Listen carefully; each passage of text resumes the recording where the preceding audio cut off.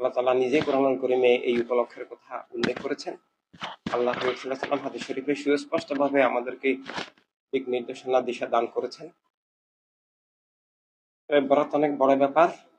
আমার জীবনের আসল বরাত প্রেরণাকে পাওয়া, প্রেরণাকে পাওয়াই আল্লাহকে পাওয়া, আর তাই হচ্ছে ইমান। ইমান পাওয়াই আসল বরাত। ইমান যদি না পায় তথা আল্লাহ হাবিবকে না পায়, তাহলে পৃথিবীর সবকিছু পেয়েও সে সর্বহারা, সে সবচেয়ে দরিদ্র এবং সে ধ্বংস হয়ে গেল, তার কোনো অস্তিত্ব নাই। এখন দুনিয়াতে অপশক্তি আসল বরাত থেকে মানুষকে বিচ্ছিন্ন রাখার, আসল বরাত থেকে বঞ্চিত করে রাখার জন্য দিন বাতিলের চক্রান্ত, ষড়যন্ত্র এবং তাদের মুলুকিয়ত কায়েম করা আছে।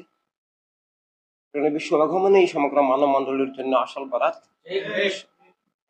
তবে সেই বরাত পাওয়ার, লাভের, সেটাকে কার্যকর করার, সেটাকে সফল করার জন্য পথ পদ্ধতি আছে। সাহাবায়ে কেরাম রাদিয়াল্লাহু তাআলা আনহুম সীমাহীন কষ্ট করে এজামে জাহেলিয়াতের আধার, জীবনের বিপরীত বরাতকে দূর করে আবার সুবরাত, রহমতের বরাত, আসল বরাত, ইমানের বরাত, খেলাফতের বরাত, ইনসানিয়তের বরাত, নিরাপত্তা, অধিকার, স্বাধীনতার বরাত সবকিছু আর দান করেছে, প্রতিষ্ঠিত করেছেন।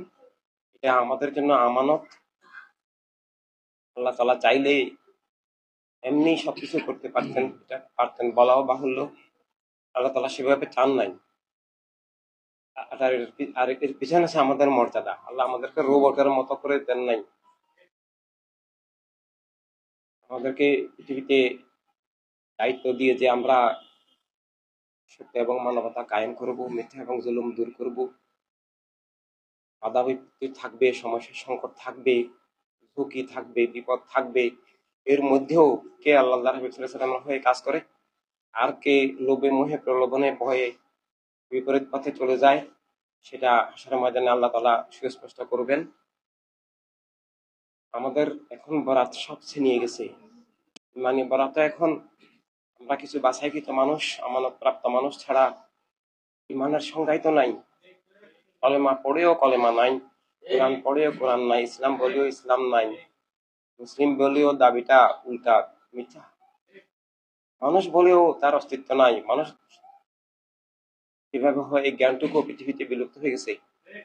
ইমানের বরাত, আলেমের বরাত এখন সব উৎখাত হয়ে এখন কেবল অন্ধকার, উপরের অন্ধকার, জুলুম, অবিচার, লুটতরাজ, অন্ধকার, ভয়াবহ অবস্থা। গাজা ফিলিস্তিনের কি মর্মান্তিক অবস্থা। এই অবস্থার জন্য আমরা দায়ী। আমাদেরকে প্রণিবেদ দেওয়া বরাতের সাথে আমরা বেইমানি করেছি, আমরা বিশ্বাসঘাতকতা করেছি। আমরা বরাত লাভের জন্য আল্লাহ হাবিব সাল্লাল্লাহু আলাইহি ওয়াসাল্লামের দেওয়া যে পথ পদ্ধতি সেটা ধরে রাখি নাই। আমানতের খেয়ানত করার কারণে বরাত বিরোধী, ইমান বিরোধী, জীবন বিরোধী যে অপশক্তি, সেটাই সবকিছু দখল করে নিয়ে গেছে। পৃথিবীর কর্তৃত্ব, জীবনের কর্তৃত্ব এখন ওদের হাতে। আবার বরাত উদ্ধার করতে হবে খেলাফত ইনসানিয়ত বিপ্লবের মাধ্যমে। এই বিশেষ রাতগুলো দোয়ার রাত, মাগফিরাত কামনার রাত, রহমত লাভের বিশেষ বিশেষ রাত, বিশেষ উপলক্ষ। আমরা আজকেও করবো, কালকেও করবো। এমন ভাবে দোয়া করতে হবে, মাগফিরাত চাইতে হবে, কান্নাকাটি করতে হবে, সিজদা করতে হবে, এমন ভাবে ফিল্ডেও থাকতে হবে। বদরের জিহাদের ময়দানে সাহাবায়ে কেরামকে নিয়ে অল্প সংখ্যক, বাহ্যিকভাবে দুর্বল, অস্ত্র নাই, কিছু নাই, পেটে খাবারও নাই, বাহ্যিকভাবে অসহায় অল্প কিছু মানুষ নিয়ে প্রাণবী আসছেন। আর ওদিকে প্রশিক্ষিত যোদ্ধা হাজার।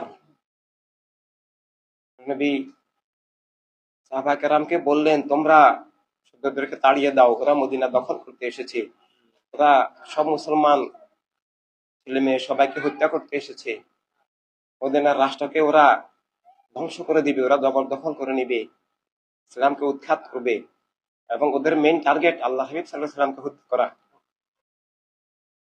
নবী সাহাবায়ে কেরামকে বললেন, তোমরা মোকাবেলা করো, ওদেরকে তাড়িয়ে দাও। আর এদিকে নবী নিজে সিজদায়, বারবার সিজদায় গিয়ে আল্লাহ তাআলার দরবারে মুনাজাত করছেন, আবার উঠছেন, আবার দুহাত এমন ভাবে উপরে তুলছেন, সাহাবায়ে কেরাম বলতেছেন যে বগল মোবারক দেখা যাচ্ছে। এইভাবে বারবার বলছেন যে তুমি যদি সাহায্য না করো, তুমি যদি বিজয়ী না করো, তুমি যদি রক্ষা না করো, কিয়ামত পর্যন্ত ইসলাম শেষ হয়ে যাবে, বিলুপ্ত হয়ে যাবে, উৎখাত হয়ে যাবে। এভাবে আল্লাহ হাবিবের রহমতের দোয়ার ফলে ইসলাম জয়লাভ করলো, সাহেব কালাম জয়লাভ করলেন, কুফরের শক্তি পরাজিত হলো, মদিনার রাষ্ট্র মদিনার খেলাফত রক্ষা পেল এবং সেটা সম্প্রসারিত হলো। এভাবে সেই ধারাটাকে সাহাবায়ে কেরাম, তখন মদিনার আয়তন, আমাদের রাষ্ট্রের আয়তন মাত্র 24 বর্গ মাইল, একদিকে 6 মাইল একদিকে 4 মাইল, আর সেই 24 বর্গ মাইল পরবর্তীকালে 24 লক্ষ বর্গ মাইলে পরিণত করেছেন মহান মকবুল সাহাবায়ে কেরাম। কিন্তু পরবর্তীকালে সেই রাষ্ট্রকে জবরদখল করে এই জাহিলিয়াতের অপশক্তি মুয়াবিয়া গ্যাং, কারবালা আমাদের ইমাম আমাদেরকে শিক্ষা দিয়েছেন যে খেলাফত রক্ষায় বরাত রক্ষা, খেলাফত রক্ষায় ইসলাম রক্ষা, খেলাফত রক্ষায় জীবন রক্ষা, খেলাফত রক্ষায় সমগ্র মানবমণ্ডলীর কিয়ামত পর্যন্ত বরাত রক্ষা। আর নাহলে মিথ্যা যেমন আত্মাকে গ্রাস করবে, তেমন তোমরা খুন জুলুম অবিচারের শিকার হবে, লুটতরাজের শিকার হবে, বাড়িতে দখল, কি কষ্টে কি মর্মান্তিক অবস্থায় আছে আমাদের ভাইবোনরা, সেখান থেকে মুক্তির বরাত, ইমানিয়াত, ইনসানিয়াত, ওয়ার্ল্ড সুন্নি মুভমেন্ট, ওয়ার্ল্ড ইমানিক মুভমেন্ট, ওয়ার্ল্ড হিউম্যানিটি রেভলিউশন, অস্তিত্বের বরাত, আল্লাহ হাবিবের হওয়ার এবং আল্লাহ হাবিবের রহমত নিয়ামত খেরাত বারাকাত লাভ করার এবং সমগ্র মানব মণ্ডলীকে সে বারাত পৌঁছানোর, ইমানি বারাত পৌঁছানোর, জীবনের বারাত পৌঁছানোর, সবার জীবন নিরাপত্তা অধিকার স্বাধীনতাকে রক্ষার জন্য আমাদেরকে কাজ করতে হবে। এভাবে যেমন আমরা দোয়া মুনাজাত সালাম সবকিছু করতে হবে, এমন ভাবে আমাদেরকে ফিল্ডে থাকতে হবে। সাহাবায়ে কেরাম যেমন দোয়া মুনাজাত, সিজদা, জিকির, নামাজ, রোজা সবকিছু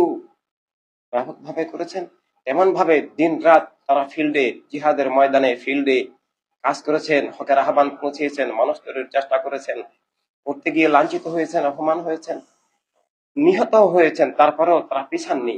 কারণ আল্লাহ হাবিবের প্রেমের সহিত পিছাতে পারে না, ইমান পিছাতে পারে না, আল্লাহ হাবিবের প্রেম পরাজিত হতে পারে না। আমরা যদি আরেকবার দাঁড়াই, আমরা অবশ্যই আল্লাহ হাবিব সাল্লাল্লাহু আলাইহি ওয়াসাল্লামের ওয়াদা যে আমরা বিজয়ী হব, বরাত আবার ফিরে আসবে, ইসলাম মুসলিম মিল্লাত সমগ্র মানব মণ্ডলী মানবতা অধিকার স্বাধীনতা খেলাফত ইনসানিয়াত আবার বিজয়ী হবে এবং সব বাতিল পরাজিত উৎখাত হবে, সব বাতিল থেকে আত্মজীবন জগৎ মুক্ত হবে। তাই আমরা দোয়াও করব আমাদের দুনিয়ায় মুসলিম ভাই বোনদেরকে, মানবিক ভাই বোনদেরকে আল্লাহ যেন খুনি জালেমদের থেকে রক্ষা করেন, জীবন রক্ষা করেন, সবাইকে ইমানের আলো দান করেন, বাতিল থেকে ইমান রক্ষা করেন, এইসব জালেম থেকে মুলুকিয়ত থেকে জীবন রক্ষা করেন। আবার সারা দুনিয়াকে যেন আমরা কলেমার আত্মা জীবন জগৎ, কলেমার খেলাফতে ইনসানিয়তে পরিণত করতে পারি। আল্লাহ হাবিবের প্রেমের, আল্লাহ তাআলার নাম মোবারকের উৎসর্গিত জীবন আমরা গড়তে পারি। সেই আলোকবর্তিকা দিশা হিসাবেই আমাদেরকে, বরাতের মশাল হিসাবেই আমাদেরকে গড়ে উঠতে হবে। আলহামদুলিল্লাহ, সালাতু ওয়াসসালামু আলা হাবিবিল্লাহ।